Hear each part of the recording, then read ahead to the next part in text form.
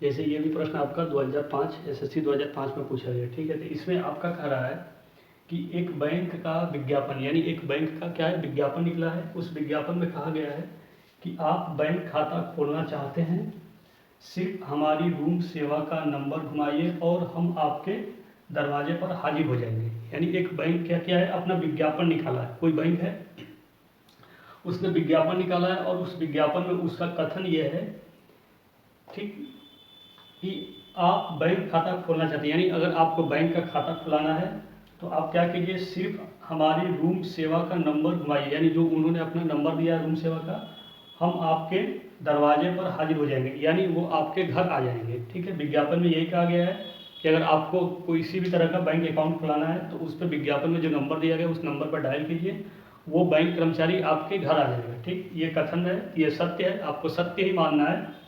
फिर पूर्वानुमान में दो व्यक्ति है, यानी फर्स्ट और सेकंड, ये दोनों क्या अनुमान लगा रहे हैं, उस अनुमान के बेस पर आपको डिसीजन लेना है कि इन दोनों में से कौन सही है, ठीक।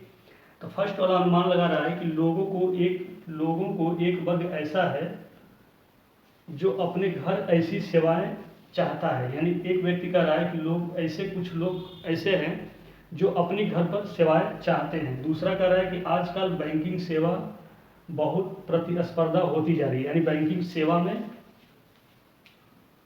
ठीक है, बहुत प्रतिस्पर्धा होती जा रही है, ठीक। तो अगर देखेंगे तो सेकंड वाला तो ऐसे ही गलत लग रहा है, क्योंकि कहीं भी स्टेटमेंट यानी कथन में प्रतिस्पर्धा की बात ही नहीं की गई है, ठीक है। इसमें सेवा देने की बात की गई है, ठीक है। कहीं भी आपको ये नहीं कहा गया है कि एक बैंक दूसरे बैंक से प्रतिस्पर्धा कर रहा है या कर, इन दोनों के बीच में कुछ ऐसी चीज़ें नहीं है कि बैंकों के बीच में प्रतिस्पर्धा हो रही है, ठीक है। तो इसमें अगर देखेंगे तो दोनों, ये सेकंड वाला आपका गलत है, ठीक है। ये बिल्कुल ही कथन से उलट है, यानी स्टेटमेंट से बिल्कुल उलट है। ये प्रतिस्पर्धा की बात कर रहा है सेकंड वाला, जबकि कथन में कहीं भी इस तरह की जिक्र नहीं की गई है, ठीक है। दूसरा ये पहला कर रहा है कि लोगों में एक वर्ग ऐसा है जो अपने घर पर ऐसी सेवाएं चाहता है।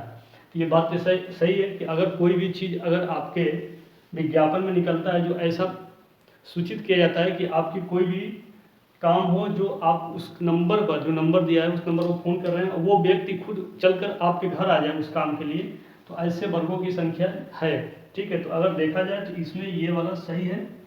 कुछ लोग ऐसे चाहते हैं कि कुछ ऐसी सेवाएं मिले जो हमें वहाँ न जा करके वो खुद आकर के हमारे घर उस काम को कर जाए, ठीक है। तो ये अगर देखा जाए स्टेटमेंट का पूर्वानुमान फर्स्ट आपका देखा जाए तो सही है, ठीक है।